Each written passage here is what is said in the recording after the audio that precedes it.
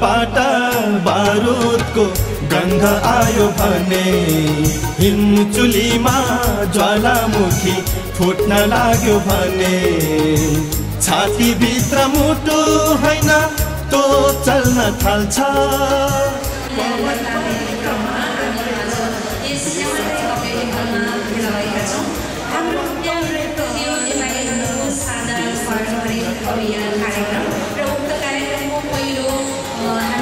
फूलबाट बारुदको गन्ध आयो भने हिमचुलीमा ज्वालामुखी फुट्न लाग्यो भने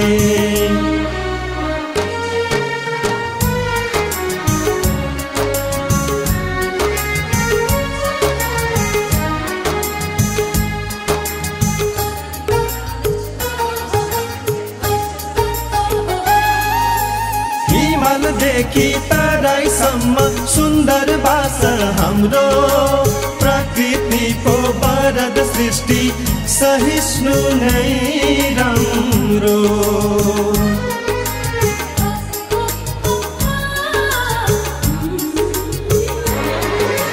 हिमालदेखि तराईसम्म सुन्दर बास हाम्रो प्रकृतिको वरद सृष्टि सहिष्णु नै राम्रो। नाश हुन्छ सद्भाव माया हराइ जान्छ पवन पनि प्राण हैन विष छर्न थाल्छ। फूलबाट बारुदको गन्ध आयो भने हिमचुलीमा ज्वालामुखी फुट्न लाग्यो भने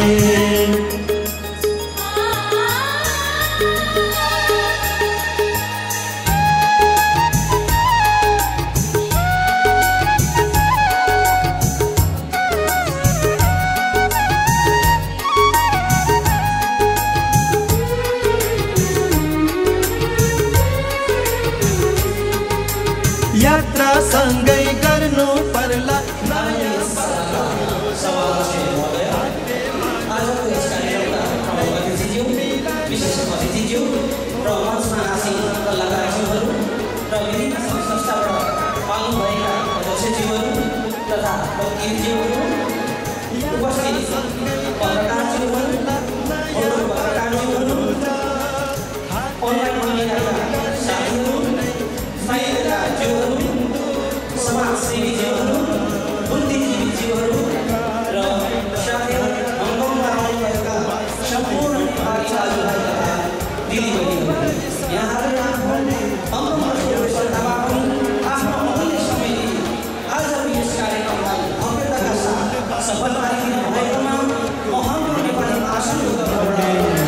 हिमचुलीमा ज्वालामुखी फुट्न लाग्यो भने छातीभित्र मुटु हैन तो चल्न थाल्छ पवन पनि प्राण हैन विष छर्न थाल्छ।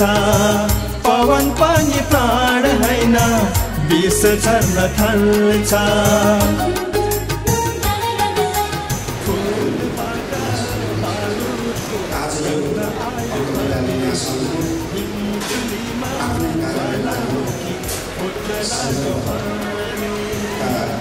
समानका कुशलहरूका अध्यक्षजी त्यस्तै गरी कार्यक्रमका विशेष अतिथिज्यूहरू र यो हलमा उपस्थित हुनुभएका विभिन्न संस्थाहरू प्रतिनिधिहरू यहाँ उपस्थित अतिथिज्यूहरू महासङ्घका सदस्य संस्थाका अध्यक्ष तथा प्रतिनिधिहरू र उपस्थित आजका अतिथिहरू र पत्रकार साथीहरू सर्वप्रथम म नेपाली महासङ्घको तर्फबाट यहाँहरूमा म न्यानो अभिवादन टक्राउन चाहन्छु र मैले आज खुसी पनि लागेको मैले महसुस गरेको छु र हामीलाई जुन एउटा आफ्नो देशलाई छाडेर हामी प्रवासमा छौँ यो कुरोले हामी जहिले पनि लिनुपर्छ भन्ने कुरो मलाई लागेको छ।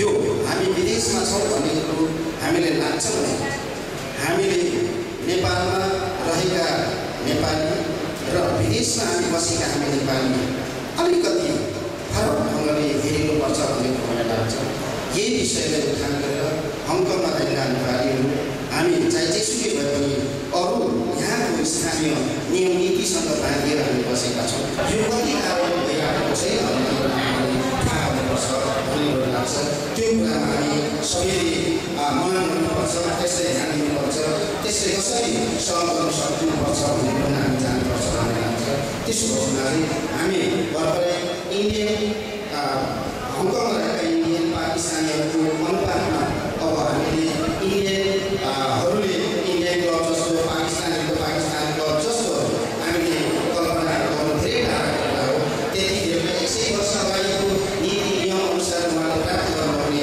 हामीले पाउन गाह्रो हुन्छ तैपनि हामी हङकङमा रहेका नेपालीहरूको लागि हाम्रो लागि सामाजिक रूपमा गोलबन्द भएर हामी नेपाली समाज र नेपाली समाजको भविष्यको लागि तपाईँ हामीले दिनरात दुःख गरेर दिनरात चाहिँ हामीले सबै कुराहरू चाहिँ खर्चेर हामी अगाडि बढेका छौँ यो भनेको अन्ततः हङकङमा रहेका नेपाली समाजको हितको लागि नै त्यसो भएको लागि मलाई लाग्छ हामीले जुन एउटा महासङ्घले जुन एउटा योजना ल्याएको छ त्यो छ हङकङमा रहेका नेपालीहरूको हाम्रो साझा संस्थाको आफ्नै कार्यालय खरिद गर्ने कार्यक्रम हो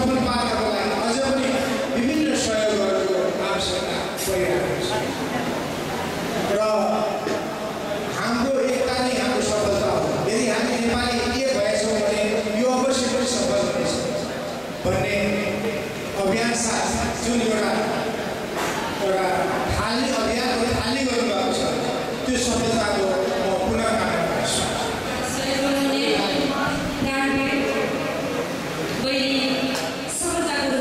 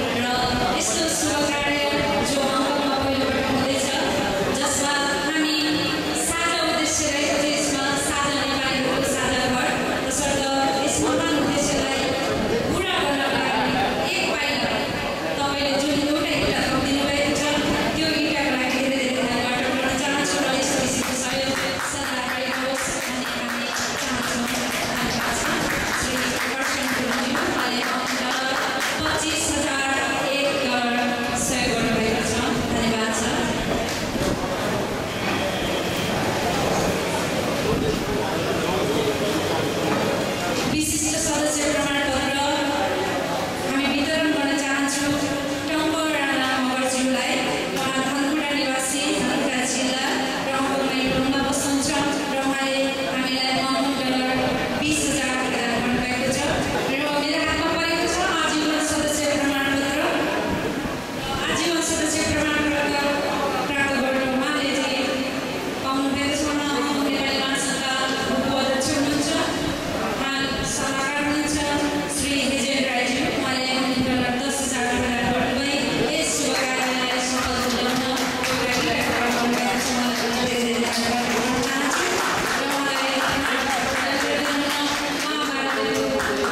श्री विनोद कुमार उपाध्यायज्यूले हार्दिक अनुरोध गर्दछु। त्यसै गरी यो ब्याज वितरण गरिदिनु हुन हाम्रा अध्यक्ष श्री गरीब थापाज्यूले हार्दिक अनुरोध गर्दछु र यो खदा प्रदान गरिदिनु हुन हाम्रा वाणिज्य गुरु श्री किरण साकेज्यूलाई हार्दिक अनुरोध गर्दछु।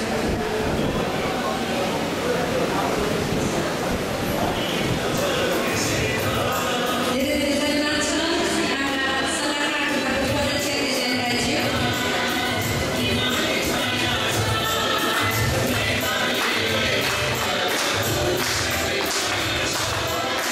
आजीवन सदस्य प्रमाणपत्र र सहयोग गर्ने दानी हुनुहुन्छ श्री तीर्थगौर गुरुज्यू, उहाँ निवर्तमान अध्यक्ष हुनुहुन्छ नारायण हङकङका र उहाँले हङकङबाट $20,000 प्रदान गर्नुभएको छ यस अभियानलाई सफल तुल्याउनको लागि। र तीर्थज्यू आज यहाँको अगाडि उपस्थित हुनुहुन्न छ। उहाँको यो प्रमाणपत्र पनि हङकङ नेपाली महासङ्घको कार्यक्रममा सुरक्षित रहनेछ र तेस्रो चरणको कार्यक्रममा हामी उहाँलाई प्रदान गर्नेछौँ। हङकङ नेपाली महासङ्घ घर किन्ने अभियान यस कार्यक्रमका प्रमुख अतिथि महावाणिज्य विनोद कुमार उपाध्यायज्यू, यस हङकङ नेपाली महासङ्घका निवर्तमान तथा उपाध्यक्षज्यू, सम्पूर्ण उपस्थित विशेष अतिथिज्यूहरू, मैले मान्नुपर्ने सम्पूर्ण आज यस कार्यक्रममा पाल्नुभएका पत्रकारज्यूहरू, सम्पूर्ण संस्थाका अध्यक्षज्यू तथा प्रतिनिधिज्यूहरू, बुद्धिजीवीज्यूहरू, सम्पूर्ण उपस्थित दाजुभाइ दिदीबहिनीहरूमा म स्वागत तथा न्यानो अभिवादन गर्न चाहन्छु। र आज हङकङ नेपाली महासङ्घले धेरै महिना अगाडिबाट हामीले एउटा घर किन्ने अभियान चलाएको र आज यस स्टेजबाट हामीले यस महासङ्घलाई आर्थिक सहयोग गर्नुभएकोमा हामीले प्रमाणपत्रहरू वितरण गर्न अगाडि बढिरहेका छौँ। यो अभियान हाम्रो चलि नै रहन्छ। आज हामी विदेशमा आएर सबभन्दा पहिला हामी नेपाली हौँ, त्यसपछि हामी अरू हौँ। त्यसैले हिजोको दिनमा हाम्रा बाउ बाजेहरूले यस हङकङमा खुन पसिना बगाएको उहाँको कारणले आज हामी यहाँ छौँ। धेरै वर्ष भइरहेको छौँ हामीले देखेको, हामीले कुनै पनि कार्यक्रमहरू गर्दाखेरि इन्डिया क्लब जाने, स्टार क्लब जाने, हामीले यस नेपाल क्लबको लागि केही अगाडि हाम्रा उपाध्यक्ष तथा निवर्तमान हुनुहुन्छ। नेपाल क्लब लिनुको लागि हामी हिजोको दिनमा अगाडि बढिरहेका थियौँ र आज पनि बढिरहेका छौँ र हामी यहाँका सरकारसँग पनि हामी पुगिरहेका छौँ। अध्यक्ष हुनुहुन्छ, चेम्बर अफ कमर्सको अध्यक्ष हुनुहुन्छ। यो कुराहरू हामी अगाडि बढाइरहेका छौँ। तर धेरै कठिन भएको हुनाले केही समय लाग्यो जाने हुनाले आज हामीभन्दा पहिला हाम्रो नेपालीहरूको इज्जतको लागि हामी एउटा घर आवश्यकता परेको हुनाले हामी अगाडि बढिरहेका छौँ। आशा छ सम्पूर्ण नेपालीहरूले सहयोग गरेर आफ्नो नेपालीको इज्जत राख्छ भन्ने आशाले आजबाट हामी अगाडि बढिरहेका छौँ। दुःखको कुरा हामीले कुनै पनि कार्यक्रम गर्दा हामीलाई धेरै कठिन छ। यसरी नै मङ्की हिल यसरी नै डाइभर्सन जानु नपरोस् भन्ने लाग्दछ। कलाकारलाई ताली चाहिन्छ अलिअलि, यसो नाच्दा पनि हुन्छ अरे हल्ला भने।